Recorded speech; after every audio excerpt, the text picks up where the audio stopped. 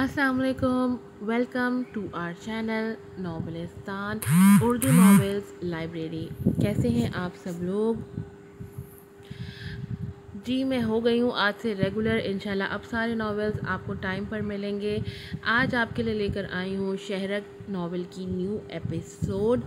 शहरग novel है अनीता का, writer है इसकी अनीता। शहरग बेस करता है एक मिलियनियर बिजनेसमैन और एक आम सी मिडिल क्लास लड़की की लव स्टोरी पर।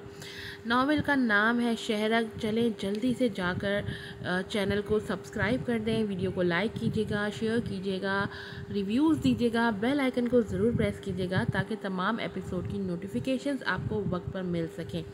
Novel शहरग, writer Anita, episode number है 11।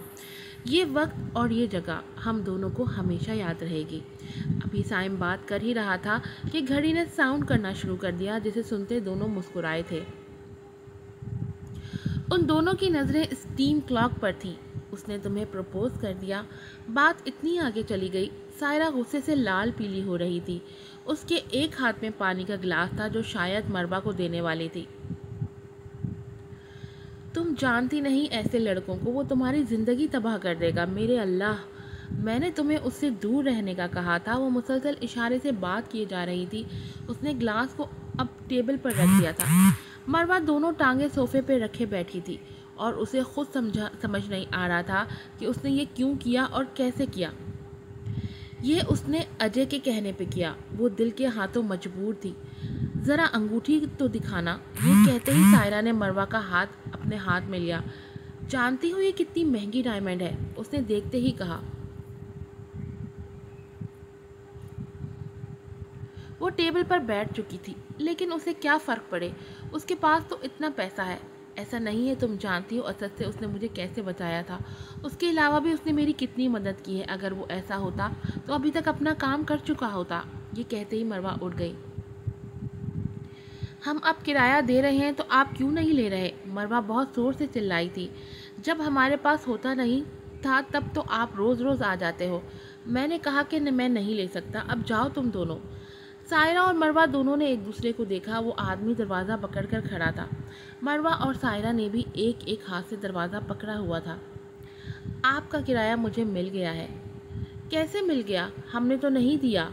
उन दोनों ने फिर से एक दूसरे को देखा। मैं उसका नाम नहीं बता सकता, बस मिल गया है। ये कहते ही साथ में उसने दरवाज़ा बंद करना चाहा, लेकिन मरवा और सायरा ने दरवाजे को बहुत ज़ोर से पकड़ रखा था। हमें बताएं हमारा किराया किसने दिया है? वो दोनों एक ज़बान में बोली। मैं नहीं बता सकता, नहीं बता सकता। ऐसे कैसे नहीं बता सकते? उस आदमी ने एक लंबी सांस ली। मुझे उसका नाम तो नहीं पता।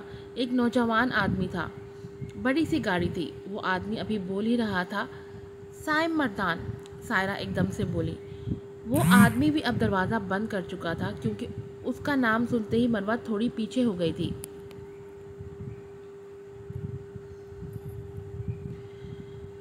नहीं, वो कैसे दे सकता है? वो उनको कैसे जानता है? और उसे कैसे पता कि हमने किराया नहीं दिया? मरवा ने हैरानगी से उसकी तरफ देखा जो उसे ही देख रही थी। तो मेरी जान, हमारी ज़िंदगी में उससे ज़्यादा अमीर आदमी तो कोई भी नहीं, और अच्छा किया जो उसने दे दिया। हमें भी तो कोई फ़ायदा हो उसका। ये कहते हुए वो सीढ़ियों से नीचे उतरी। अगर ऐसा है तो मैं उसे पैसे वापस करूँगी।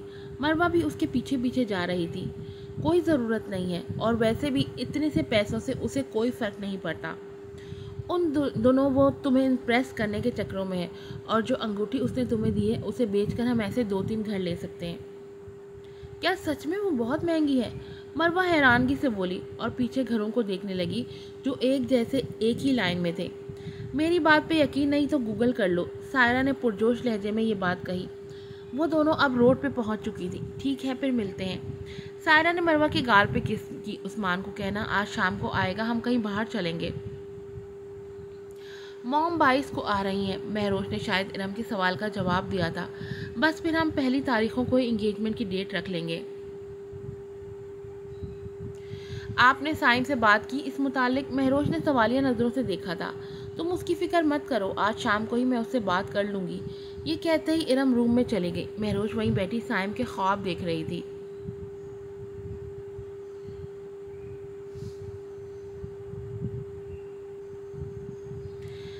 مجھے یہاں کیوں بلایا ہے؟ کیوں نہیں بلا سکتا کیا؟ اتنا بھی حق نہیں ہے، آخر کار فیانسے ہو میری۔ اچھا تو پہلی کا کیا کرو گے؟ مروہ نے غصے سے دیکھا تھا۔ تم کس کی بات کر رہی ہو؟ سائم ہلکا سا مسکرا رہا تھا۔ اس نے ویسٹ پہنا ہوا تھا، وہ گلے میں لگی ٹائی کو ڈھیلا کر رہا تھا اور مروہ کو سوالیہ نظروں سے دیکھ رہا تھا۔ مہروش، جس کو مجھ سے پہلے تم ڈائمنڈ سیٹ گفٹ کر چکے ہو۔ مروہ مسلسل اسے دیکھ رہی تھی۔ تو کیا تم جیلس ہو رہی ہو؟ سائم نے مسکراتے ہوئے اسے دیکھا، جبکہ مروہ اس کے جواب پر اور پریشان ہو گئی تھی۔ وہ دونوں کوڑا کرم ریسٹورانٹ میں بیٹھے ہوئے تھے، جو ایک پاکستانی ریسٹورانٹ تھا اور بہت ہی خوبصورت جگہ پہ لوکیٹڈ تھا۔ اس کا مطلب ہے وہ تمہاری فیانسے ہے؟ مروہ نے اس کے سوال کو نظر انداز کیا اور پھر سے اپنا سوال دہرایا۔ ایسا کچھ نہیں ہے، وہ میری ایک اچھی دوست تھی اور ہمارے فیملی فرینڈ بھی ہیں، اور وہ گفٹ موم نے دیا تھا میرے تھرو۔ اس نے اب آستین کے بٹن کھولے تھے اور انہیں موڑ رہا تھا۔ تمہیں کس نے کہا وہ میری فیانسے ہے؟ سائم نے پھر مروہ کی طرف دیکھا تھا۔ تم تو اسے خود پہنانے والے تھے۔ مروہ نے برا سا منہ بنایا تھا، جبکہ سائم صرف مسکرا رہا تھا۔ تو تم جیلس ہو رہی ہو؟ نہیں، ایسا کچھ بھی نہیں ہے۔ تم نے اتنی مہنگی انگوٹھی مجھے کیوں دی؟ مروہ نے انگوٹھی دیکھتے ہوئے کہا۔ اور تم نے ریڈ میں دیا گھر کا؟ اس نے کچھ سوچا اور اس سے اگلا سوال کیا۔ یہ تم سے زیادہ مہنگی نہیں ہے، اور میرے بس میں ہو تو میں دنیا تمہارے نام لگا دوں۔ میں نے کچھ اور بھی پوچھا ہے، مروہ نے مدھم سی آواز میں کہا، کیونکہ تم میری ذمہ داری ہو اور میں کچھ نہیں کھاؤں گا۔ اب بتاؤ کیا کھاؤ گی؟ وہ آستین کو کونیوں تک فولڈ کر چکا تھا۔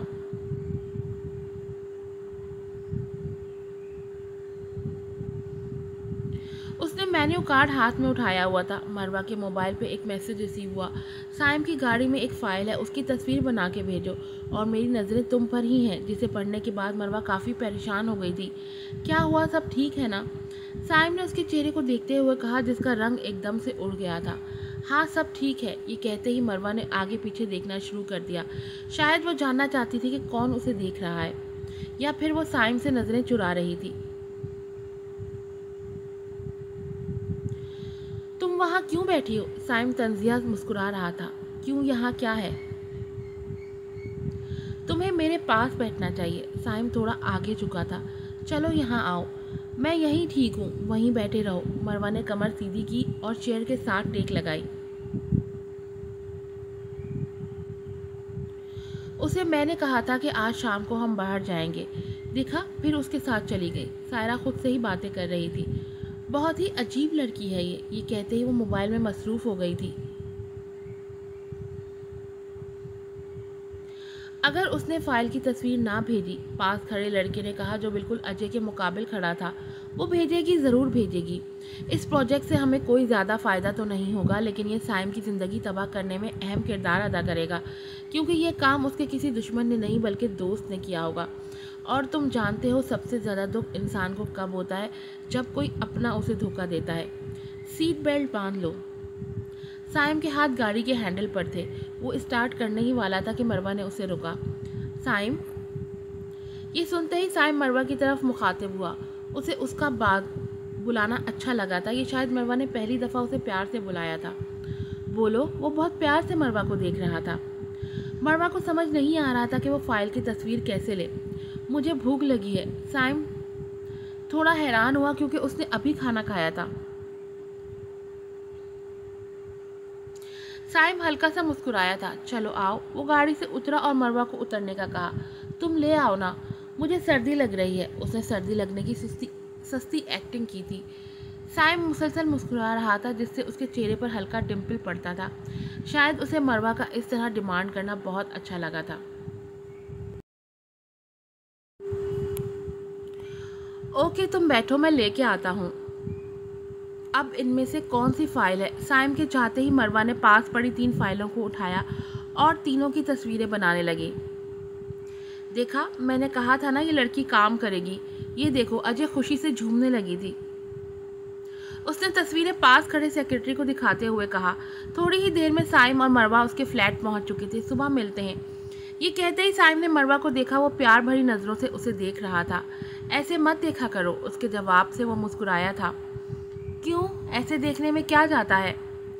مروہ سائم کی بات کا جواب دیے بغیر چلی گئی۔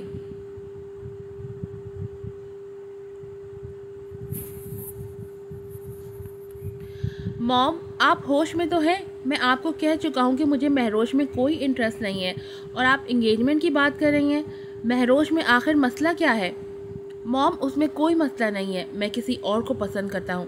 سائم نے پاس رکھے ٹیبل کو پیچھے کیا آپ پسند کرتے ہو؟ دیکھو نورا کو میں زبان دے چکی ہوں، اب کسی حرکت کی گنجائش نہیں ہے۔ ارم بھی اب سائم کے سامنے کھڑی ہو گئی تھی۔ سوسائٹی میں بہت انسلٹ ہو جائے گی۔ میں نے کہا میں کسی اور کو پسند کرتا ہوں۔ موم آپ اسے دیکھیں گی، آپ بھی پسند کریں گی۔ سائم کا موڈ آج اچھا تھا کیونکہ مروہ نے اسے اچھے سے بات کی تھی۔ تمہاری شادی مہروز سے ہی ہوگی۔ ارم ابھی بول ہی رہی تھی کہ سائم اپنے کمرے میں چلا گیا۔ مروہ دن بدن سائم کے قریب ہو رہی تھی، وہ بھی سائم سے محبت کرنے لگی تھی، کیونکہ ایک لڑکی کو جیسا ہمسفر چاہیے ہوتا ہے، سائم میں وہ سب تھا۔